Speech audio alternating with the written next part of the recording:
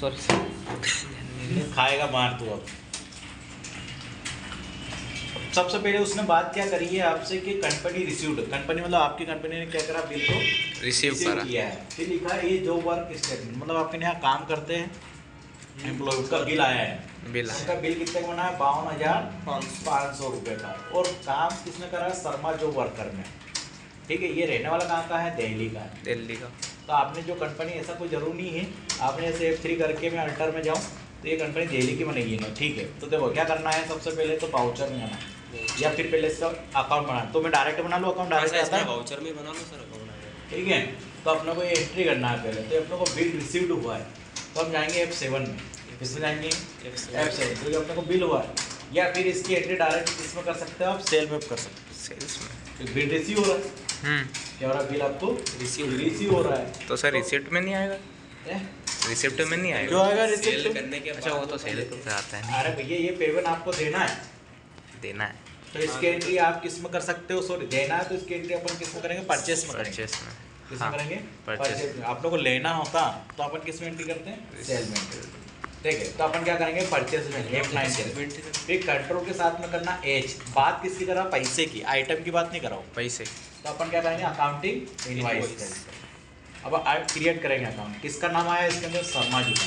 तो job worker, ठीक है। अब इसको CR में रखेंगे। अब CR में क्यों रखा मैंने, क्योंकि इसको पेमेंट देना है मुझे, देना है, पेमेंट क्या करना मुझे, इसको देना है। देना। एक तो इसकी ये एंट्री कर सकते हो ना, अब ये एंट्री देख लेना, क्लियर है।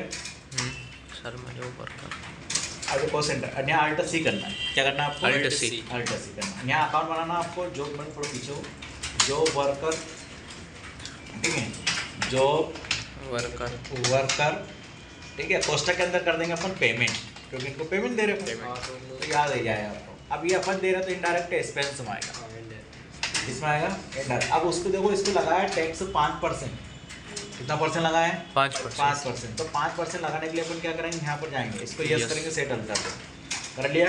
Yes sir. अब इसके डिस्क्रिप्शन में तो भले आप लिखो तो लिखो, क्योंकि उससे तो कोई मतलब नहीं, जो वर्कर लिख देना। अब इसके डिस्क्रिप्शन नंबर कुछ नहीं है, यहाँ पर कुछ मत लगाना, यहाँ पर एंटर देके यहाँ टैक्सेबल करना है, क्या करना है, नेचर ऑफ ट्रांजेक्शन नहीं आएगा, कुछ नहीं करना है। तो यहाँ रखना आपको 5%, कितना परसेंट, 5%, 5% बोल दिया उन्होंने GST। Yes sir. ठीक है, 2.5% लग जाएगा। अब सितंबर में काम करा, सितंबर की एंट्री तो सितंबर ही रखना, ठीक है। और एक गलती और करी है मैंने, गलती क्या करी है, इसमें GST नंबर लिखा है उसका, तो अपन क्या करेंगे, यहाँ शर्मा जी का GST नंबर लिख दोगे कहाँ पर, यहाँ पर, यस सर, GST UIN, ठीक है। तो क्या है 07, फिर उसके बाद में आपको दिख रहा CVTP V775M1Z।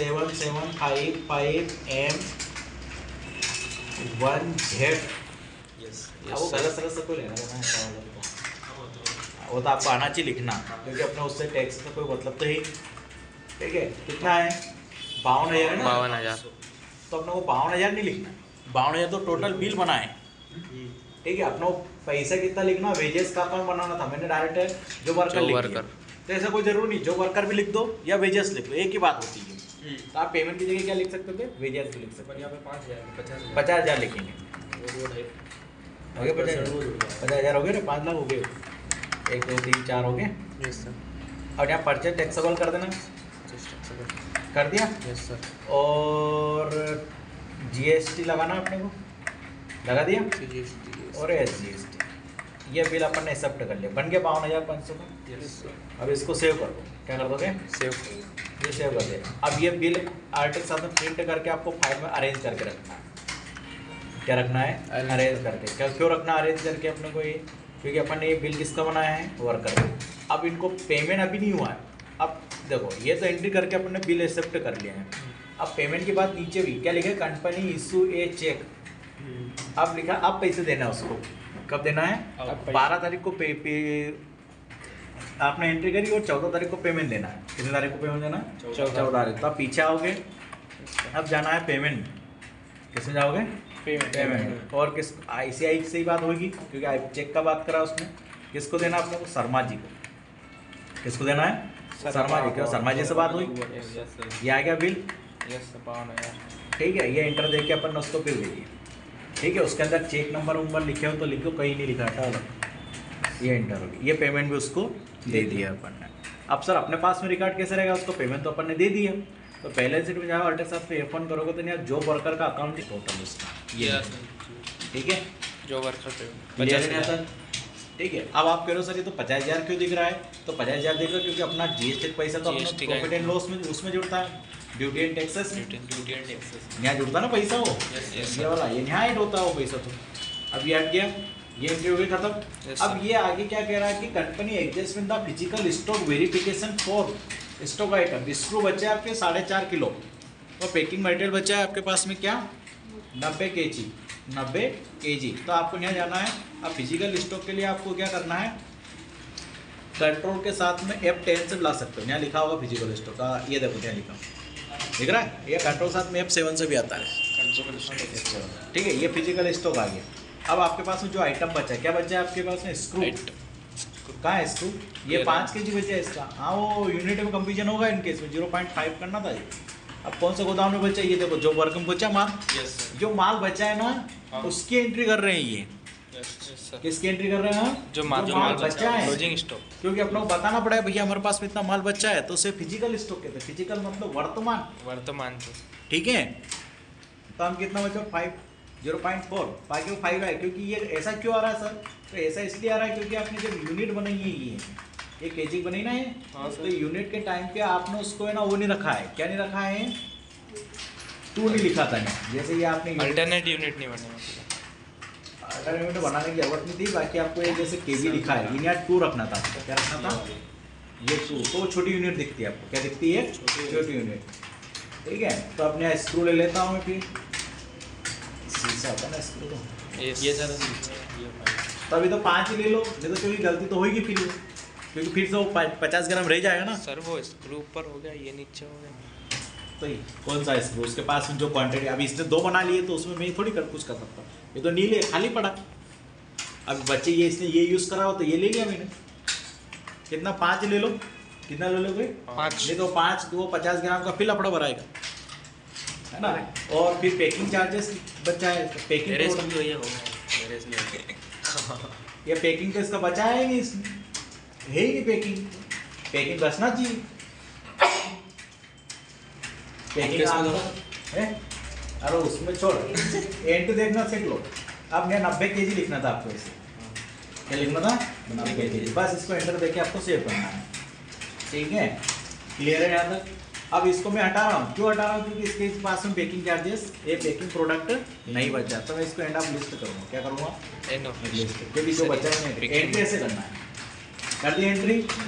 अब फिर बोला है कंपनी ये चेक इशू 50 लाख का, कितना है 4,97,000 का, वो कर दिया सर, हाँ बस खत्म, फिजिकल स्टॉक ऐसे करते हैं, क्लियर, ये चीज़ें होती है। अब बात ये आपका जीएसटी पेमेंट की, तो मैंने आपको बताया था, कल भी इसको बताया था तुझे रे, कल्टर के साथ F5 करके कंट्रोल के साथ में क्या करना है, F करना है, यहाँ आ जाएगा जीएसटी, क्या आएगा जीएसटी, ठीक है। ये तारीख आप कहाँ से कहाँ तक का भर रहे हो उसको तारीख डाल दो और वो आ जाएगा 1/4/2020 से तो सितंबर, ये देखो इसका, ये अभी देखो ये बढ़ेगा 45 बढ़ रहा ना, मतलब ये टैक्स भरा नहीं रहा है, क्या नहीं भरा रहा है, टैक्स बड़ा नहीं बढ़ रहा है ना, वो अभी उसकी तारीख आएगी जब भी भराता है वो, क्लियर है यहाँ तक, तो तारीख का लफड़ा आएगा, हमारे का लफड़ा है तो ये क्लियर। अब इसके अंदर जो क्रेडिट का अकाउंट खाली पड़ा है, आपको इसको पैसे नहीं देना है, डेबिट से कोई से पैसे लेना है क्या, नहीं लेना है, क्लियर है। और करंट एसेट में इतना होना। अब ये सब एंट्री करने के बाद में आपको फिर बैंक स्टेटमेंट मैचिंग करना है। अब बैंक स्टेटमेंट क्या होता है, तो मैंने अभी आपको एंट्री बताया तो बता दूँ, ये बैंकिंग में गए, ठीक है, फिर जाना आपको बैंक रिकम्युनिकेशन में, ठीक है, और ये बैंक आ गई, यहाँ देखो, फिर यहाँ करना है F2, 1/4/2023 से लेकर तो 1/10 कर देना, नहीं सर 20 है, 20 है तो 20 आउट 1/4/2020 ठीक है, ये एंट्री आ गई। अब ये एंट्री जितनी करी है आपने टोटल, ये एंट्री करी है आपने, ये एंट्री कर दी टैली में। अब आपके बैंक से पेमेंट गया है, किसके से गया है, बैंक से। अब बैंक की जो पासबुक है उसकी एंट्री आपको बैंक से लेके आना पड़ेगा, स्टेटमेंट लागू स्टेटमेंट, और स्टेटमेंट लाने के बाद में उसमें स्टेटमेंट और इसको चेक करना है। क्या करना आपको? चेक करना है। हाँ, कैसे चेक करना है? तो जैसे एक डेमो बताता हूँ, ऐसा स्टेटमेंट आएगा। मैं थोड़ा सा मेरा पीछे जाऊँ क्योंकि मैं बार बार हाथ इधर टकराते हो। ठीक है, देखो मैं बताता हूँ आपको, एक स्टेटमेंट मेरे पास होगा है तो